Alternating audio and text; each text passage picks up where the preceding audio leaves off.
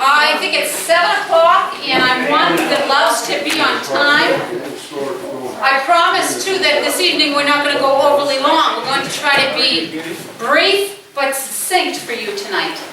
And my name is Representative Jane Cormier. I represent Alton, Barnston, and Gilmanton. And come on in, have a seat. We like everybody. Basically, this is my pet project. I have two pet projects when I ran for office. One was the Regional Planning Commissions, and one was Common Core. And this is my 42nd meeting in the state, as far north as Lancaster, Jefferson, all the way down south. And it's near and dear to my heart, this topic, because I love New Hampshire. And I have great fear sometimes for where New Hampshire might be turning. Last week, I was invited by some residents here in Sanbornton, and that didn't quite work out. And I'm glad, however, that we're here tonight, because I really want you to feel empowered with the information that you're going to get tonight. And if you have any questions, we're going to go in sections with the material. And if you have a question, I'll do my very best to answer it. And if I can't, then Susan Olson, who is here tonight also to speak to us, will probably be able to answer it. Susan is a recovering lobbyist, and she worked with a New Hampshire Municipal Association, and she was, let's just say right now, she's invaluable for the information that she can give us in this topic. And I certainly don't think that there's anyone that I have met in my travels in these 1.5 years that is more knowledgeable about what's going on behind the scenes with regard to workforce housing or RPCs or New Hampshire Municipal Association. So she's going to talk a little bit about workforce housing and the numbers and the pay-to-play system that's set up with workforce housing. And so I want to make sure everybody has a packet. The packets are over in the back of the room. And these packets, when I was sitting in the back of the room last Thursday, I was taking lots of notes. I went back home and I tried to find a way to put the information in a comprehensive form for your specific situation, so that when you leave tonight, you have questions somewhat answered. Or if you don't, you at least know which questions to ask in 2 days, when you have your next meeting on May 10th. Okay? This whole topic is quite complex. We would probably need 5 or 6 meetings to get through to the bottom of it all, but we're going to do it in less than an hour tonight. Granite State Futures, which we talked about very quickly, which we will talk about briefly, is the New Hampshire version of Sustainable Communities Initiative that is in every state. It's a federal initiative. Each state has a different name. Ours is called Granite State Future. We have 9 regional planning commissions, okay, that work with Granite State Future to bring sustainable development to our state. And Nashua is the lead RPC. The involvement of our RPCs, and this is very important to know, top to bottom, is federal monies that flow through our RPCs, through New Hampshire Municipal, New Hampshire Finance Authority, to fund these initiatives that sustainable communities support. Okay? That's important to know, because at that 2-hour meeting, nobody mentioned regional planning, Lakes Region Planning Commission, or HUD. And after reviewing your grant that you signed, that grant is with HUD. And with flow-down provisions in that document, that makes Sanbornton answerable in some ways to the federal agency HUD. Okay? Now Jane has that document. I also have one. I didn't print the whole grant. Well, you know what? Why don't if you have a need to have a copy of the full grant, I can get it. And you know what? You can also email me and I'll try to get it to you. It's got quite a few pages. but it's pretty comprehensive, and we're going to touch on just a couple of the pages in your packet. However, for purposes of your workforce housing, on your first page you have here that talks about, second paragraph, the federal government and contractual requirements fueling strong opposition to Granite State Future. Granite State Future signed with HUD a 1044 agreement. Now the 1044 is like the number sheet, okay, of the agreement. And the rating factor narrative of that says, quote, one of the steps in the visioning and planning process to be used by each regional planning region will be to identify existing and potential barriers to ensuring sustainable communities and to articulate the strategies the regions will use to mitigate and overcome each barrier. Anticipated barriers include New Hampshire's strong tradition of individual property rights and the resultant resistance to planning and zoning. Okay? Why is that important? Because that is why you were there at that meeting last week, and that's why you're here, because of a grant document between HUD that flowed through, I believe, the New Hampshire Finance Association, NMFA, if I'm not mistaken, to Sanbornton. Okay? And the HUD obviously has ideas that New Hampshire zoning laws need to be mitigated because we strongly prize our individual property rights. And that works against the Sustainable Communities initiative that the government is putting forward in all states in our country. This tells you a little bit later on down what sustainable development came from. If you ever have a question, what Agenda 21 was, the last two paragraphs on that first sheet tell you specifically. I want you to know that I take great pride in making sure that the information I put forth is vetted. I do my very, very best to make sure that you can find any of this information, and much of what you have tonight is off of the actual documentation from either Granite State Future or HUD. Okay? That's important to know. This isn't me. This is factual stuff. Your second sheet has a little diagram. It's a pretty thick diagram. And one of the partners that I've worked with was Ken Eyring, who put this together for Granite State Future. And he puts on a presentation that's an hour long just on this one page. So we're not going to do that, but I'm going to speak you through this document because I want you to understand why all the communities, many, many communities in New Hampshire are being pressed to change zoning, regulation, and laws in their communities. Okay? Granite State Future is an organization that tells you that it's voluntary only and it's grassroots led.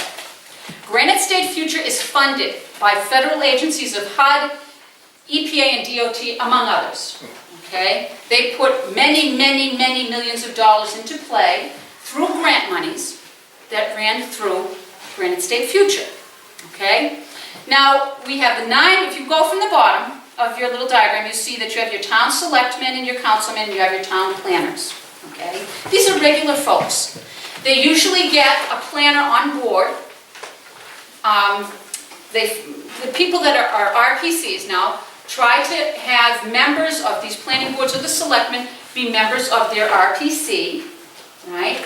And then they can feed the direction of the RPC initiatives through the local planning boards. So sometimes we have local planning board members that really don't understand what's happening because the experts at the RPCs are saying this is what you need to do. But the planning board or the select boards many times don't even understand what's going on. They think that they're doing responsible planning, good custodians of our environment. But the truth is mostly the people that are the representatives to Lakes Region Planning Commission are deeply, they hold strong belief that sustainable communities is the way to go. You should know that.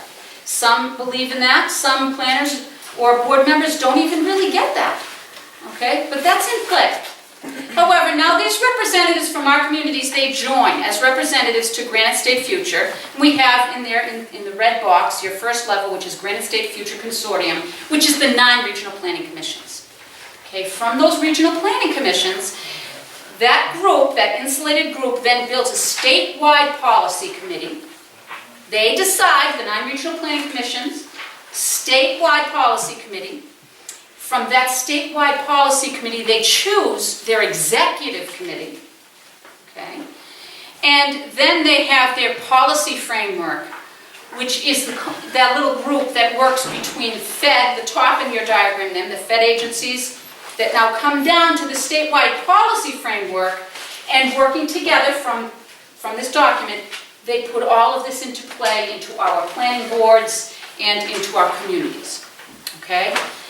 Nowhere in that red box is there your voice. Your voice is not in that box, because outside of Granite State Futures are your executive council, your state senators, your state representatives, and you. You're outside the red box. They have constructed a bureaucratic parallel government that is implementing without ever being voted on, without ever being elected, and frankly unanswerable to anyone except their own executive committee. So if you keep going down, we see that it is a top-down. It is not a grassroots up. And if you go to New Hampshire Listens, or you really ask, people that are in the Lakes Region Planning Commission, this is all, advisory only. Well, it's really not advisory only, especially when they're signing communities like Sanbornton into agreements with HUD. And people like you and like me in Alton, before I read the documents, had no idea, because it all sounds good on the outside until you look at the facts. Okay? So you can read down there. I don't have to read everything to you. It tells you little bullet points there. These bullet points, if they're quoted, they come right off the Regional Planning Commission's own documents. Okay? So if you have a question for your Regional Planning Commission, commissioner or a representative, you feel free to ask any of those. Because if they tell you that these aren't true, you can go back and vet it. They are. If you turn the page over, you will see why the push is on to make all these changes in our communities. The back of that tells you your federal partners in the program. They identify these as integration opportunities. Okay? You have Granite State Future pay-to-play partners. Okay? This isn't even all of them. There's probably another 50, 60 of them. If you go on the website, you'll find them, the pay-to-play partners. Okay, now you find at the bottom, again, these are from HUD. Excuse me, what do you mean by the pay-to-play? Okay, good question. These clowns come in and the only reason they get the best of things is they're paid to. Okay, let me tell you what happened briefly in Alton. Yeah. Last year in Alton, they came in with the same push that they had here, that they needed to have all of these workforce housing amendments voted on because we needed to be compliant. We had a forum such as this. It was voted off the ballot. We voted down all 3, I believe it was 3, correct? Workforce housing last year. So it wasn't enough for our town planner, who's entrenched into this. He decides that we need to be educated. We didn't have enough education. He went to New Hampshire Finance Authority. He got a $30,000 grant, right? And he wrote the grant with an institution or an organization called Jeffrey Stewart Associates, okay? Alton paid Jeffrey Stewart to help us write the grant for $30,000, okay? And guess who got the grant? Guess who got the funding for the grant? Jeffrey Taylor Associates, okay? Mm-hmm. So Jeffrey Taylor, when he's sitting there pitching the ideas to Alton about how great this is and we have to have this, the whole time knew. He not only got the $5,000 to write the grant, he was the receiver, he got the grant. That's a pay-to-play player. Okay? That kind of thing. You have builders that are pay-to-play. You have lawyers that are pay-to-play. There are people involved in this that have real motivation to change the zoning laws to benefit themselves. Okay? Just want to put that forth. And like I said, you can vet a lot of this. Just go online and Google it. You'll see that it's true. I want to keep going because there's so much information. Again, if you have any question along the way, feel free to raise your hand. Lakes Region Planning Commission in 2012, okay, this just shows you, I want you to understand. I want you to understand because you know what? Your grant has 5 very pertinent spots where they implement Lakes Region Planning Commission in your grant. And not one word was spoken about their part in your grant. You have to know who's taking control of the agreement. You know, who's in that agreement. Okay? Lakes Region Planning Commission, and they're no different than any other commission of the 9 that we have. Okay? In 2012, had a budget of $850,000. Of that budget, $573,000 were federal grants. Okay, so we have $850, $573 came from the feds. Okay, this is total funding now, total income. They spent in salaries. This is pay to play, right? $370,000 just in salaries. Now put the money together. You have $850 total income. You have $370 coming in salaries. Doesn't include benefits and doesn't include any expenses of actually running that business. No rent, no print, nothing. When you look at the numbers, you see that virtually none of that income benefited Lakes Region. Virtually all of the money went back to benefit those in Lakes Region Planning Commission pay to play. What money's left after you've paid the benefits for all of these people that are getting a salary, and you have all of other, how many people here have businesses? Okay, I've run a business myself. You know what? There's overhead. That's not even on this document. This document that they put forth, or at least not the part that I got. So there's simply not, I mean, when you look at the money's going from hand to hand. It's not going to service or do big projects for Lakes Region. And that's true for all 9, by the way. Okay? So that you have some questions to ask. Your next 2 pages of your little packet. Okay? And I thought long and hard about these questions because sitting there in that 2 hours, many of these questions were impacting what the discussion was, but nobody knew anything about it. So how could you ask the question? Right? You can't do it. So we have here LRPC only assists. This is part of what they say, local government when requested. And truly, a regional planning commission at the beginning, it helped ensure the delivery of an efficient, municipality working together in between on roads and structures.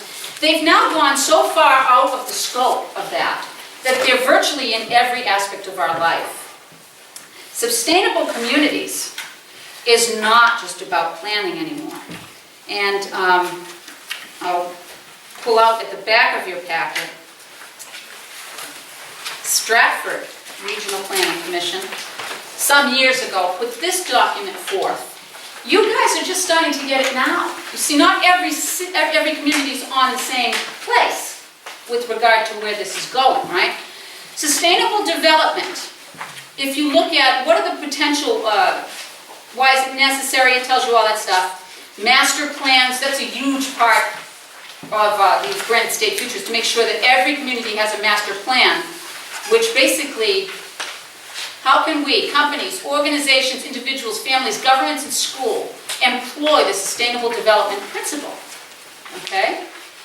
It's way, look at number 4 on page 2. Contribute as much as we can to the goal of meeting human needs in our society and worldwide, going over and above all the substitution and dematerialization measures taken in meeting the first 3 objectives, which is harvesting, ecosystems, and I mean, it's in education, it's everywhere. Sustainable initiatives is not just about zoning. Your specific, your warrant articles is really about changing way of life, because they're going to change with that map that they said had nothing to do with it. That map that you're going to be voting on in that First Amendment changes the zoning out, the zoning in that community. When you mentioned dematerialization, what were you making reference to? Or what does that mean? What they want to do is support all of the entities that have to do with regional planning, with sustainable development, and to sort of mitigate things that communities, for instance, sprawl. Right? Sprawl's a huge concern for them because they want to build up communities and density in communities to inhibit people driving. Driving is a huge thing for sustainable. The belief is that it's bad for the climate and it's bad for resources. So make livable communities that have housing and dense areas that build up rather than out. You make roads so that people like to bike on them, or walkable communities. You see, so it's like taking away, really what the American dream was a single family home, a little plot of land, and you worked for your mortgage and then you retired, right? This is not what this is promulgating at all, okay? Wanted to live in a city, I live in a city. Absolutely, correct. And that is the way it should be, right? So the LRPC was established by states 40 years ago, so they must be good. Well, we know that's not true. Centralized government control is what RPCs are about today. Where are we, Jane? We're on the questions. Right on the front. Oh, on the front. Yeah. Okay. Third question, since almost 70% of the funding comes from federal government, why should people pass up free monies, right? This one's a big one. A major concern about the RPCs is their effort to promote new laws and statutes, many of which originate from federal government departments, agencies, and bureaus. Some of these agencies include HUD, DOE, Department of Energy, and EPA. Since these agencies are highly funded by the federal government, grantees are expected to promote these governmental programs and ideas, okay? That's what your grant says, okay? That's what your grant says that you are supposed to be doing with that money. Not just educating you because you need to know about being compliant with workforce housing, but promoting what the government in centralized control thinks that your community should be doing. You should be developing certain things in your community. So the second page is, I love this one. I spent quite some time trying to dig this one out because this budget was just amazing. Do regional planning commissions need to protect natural resources? DES in New Hampshire, in the 2013 budget, has over 400 employees spending more than $188 million annually on environmental services. If you go to newhampshire.gov, Transparent New Hampshire, it's right here, and look at where the money goes, you will find the State of New Hampshire Resource Protection and Development 2014 budget is over $269 million. That is in addition to the $188 million. In addition to DES, there are many, many other groups involved with watershed protection or conservation management here in New Hampshire. I think probably it's safe to say there's at least 100. I stopped counting. That doesn't now, when these organizations bring money to the table, don't forget, that's in addition, right? If you have a milfoil issue, you not only get milfoil monies from your community, you get it from your county, you get it from your state, you get it from the federal government. They overlap. All this money overlaps. There's tremendous, tremendous money being thrown into this. And one could argue whether or not this is necessary, certainly fiscally, right? The question is, do we need yet another government agent spending tax dollars, having meetings, taking pictures, mapping, and influencing state and local dollars to carry out federal centralized controlled laws? Let's look at it truthfully, folks. If you're a regional planning director and you're getting $90,000 a year. How much? 90. And your money is basically coming from HUD. Are you going to support HUD or are you going to support your communities? You're going to support HUD because that's your paycheck. That's why some of this information is not being told. And that's wrong. That's very wrong. So I've been going to a lot of meetings in this year and a half, and I picked up some legislative goals at the New Hampshire. Now, we not only have regional planning commissions, we also have New Hampshire Association of regional planning commissions, okay? Which is another big group who frequently doesn't like to take minutes at their meetings, I discovered that. And they discuss all of the legislative priorities. I thought this was advisory only, where they go and they talk to people like me, or not, and try to get funding, more power, more entrenched. The big push right now legislatively is they want long-term debt. They want to have an RSA written to allow regional planning commissions to now have long-term debt on the books. Right now, they're not allowed to do that, so that's the next big push. But this is what they support. Who would own it? Excuse me? Who would own that long-term debt? Well, that's a good question. Yeah. Right. Somebody that shouldn't be fucking with it, probably. And yeah, I'd probably go that way. So here are from their own papers, okay? I culled them because it was about 6 pages long. Support workforce housing is one of the #1 things. This is to redistribute wealth, social engineering, and prevent sprawl. Trying to citify rural and suburban areas into labor centers. Okay, now, let me explain to you. In the bold is what they say, in the parentheses on this document is what I say. I want to be clear, because I don't want to mislead you. Promote and support sustainable regional economic development consistent with NHARPC planning principles. Well, who put them in charge of our planning? I mean, they're even out of the zone of regional planning commissions. They're in another parallel universe. Who gave them the right to develop consistent, we have to do consistent planning principle? Crazy stuff. It doesn't have the authority, and yet it's doing it, and it's doing it because we don't know. Work closely with state and local governments in promoting regional development in partnership with business organizations. Again, no accountability with that. And encourage mixed-use developments in areas where appropriate. That's part of what's going on here. This is to promote build-up of rural communities, discouraging sprawl. Now this one's kind of wow. Support appropriate mechanisms for regional water, wastewater, septic tank waste, stormwater, and solid waste management facilities. So they don't want private. They want it regionalized. They want the water regionalized. And I can tell you, sitting in my little committee of resource, recreation, and development, I can't tell you the number of water bills that pass through that committee. Because water is the essential, isn't it? And water is the most important resource we have. All state agencies are trying to control the water, control the population. Private wells and septic are to be discouraged and must be controlled by the state to ensure sustainability. Okay? And they use terms like because runoff can pollute, drinking or aquifers, that kind of thing. But basically the real thing is to regionalize it. What are they going to charge you on your private well? Because how do you regionalize a private well? As a sidebar to that, my wife is English, and back in the 50s, they had the same thing going on in England, or very similar. And they ran water lines out to the small rural communities and poured cement down each one of the private wells. Oh my God. Sealed them right up, and you had to buy your water from the council. They're gonna put meters on the wells is what they're gonna do. I Well, was they living there had then. the pipe come in, yeah. The Department of Environmental Services. And they're still not allowed to have private wells. Yeah, it's crazy. Nobody has them anymore.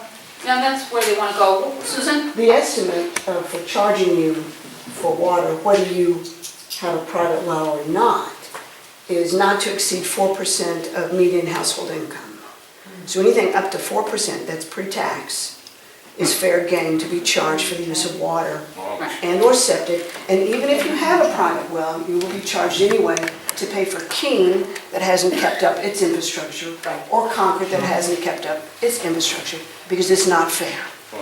And this So is we being pick developed. up their tab. Right, absolutely. This is being developed, actively developed. They've just got to get the right RSA written to be able to put that into effect. Yes? They want to tax us for the rainwater coming off our roofs. Okay, well, they've already done that, I believe, in Rhode Island or Maryland, I forget which one. Maryland. Right, and they tax runoff your roof. Yep. Impervious surfaces are the next thing, surfaces. Impervious surfaces from my little committee. Driveways having a certain Up top. Yeah, up top, thank you. To make sure that, aquifers and downstream stuff are safe, right? But they're putting those statutes in without even being voted on. Those are going into DES, Department of Environmental Services. We don't even see those. It's actually gonna come through rules. Rules. What happens is the statute gets passed, and then 541A allows the commissioner to develop the rules to implement the particular statute. And that's where it's really insidious, because if you're not watching the rules Yeah. and you don't challenge them, the They state of morph. New Hampshire believes that, and courts have upheld, that rules have the force of law. So even if the legislation gets passed, you still gotta watch how they implement it. And the 4% would come through the rules. Yeah, I'm sure. I'd just like to point out two things. I'm sure that a lot of people are probably aware of it, but China is building a dam that when it's completed and it's filled, it's going to have enough water that's going to throw the earth off its axis. Okay. Yeah. By 1 inch, No, I think it's a degree or a 2 degree. degrees. And another thing, how the government allows water to be wasted. We came from Pennsylvania a few years ago, and we're glad to be here, believe me. The oil and gas industry, when they're done drilling wells down and horizontal out a couple miles, they frack them. And when they frack a well, they use 1 million gallons of water to frack a well. Yeah. And they can do that through the life of the well up to 12 times. That's 12 million gallons. Some of the water comes back to the surface that's polluted, some of it stays down there. So that's, a lot of that water is lost. Yeah. And Water's a whole different thing. I don't want to get too stuck on it. I just want to show you how insidious all of this is. It's not just, a little bitty zoning change here and there. We're going to go out. Big one is to promote smart growth. You've all heard that term. This includes managing water, food, transportation, fuel, housing, just about all the facets of our life. And they want to support policies which strengthen municipal and regional planning authority. It seeks more strength to impose more regulation and rules from unelected bureaucrats. Jane, what page are you on? Some legislative goals. These are the goals, so I think page 4. Okay? Jane, Yes. that's part of this unelected bureaucrats thing, is that's what's happening in Washington. Yes. All the way around. Yes. It's happening all over the country right now, and it's happening in the federal portion of our government. That's how they're doing business.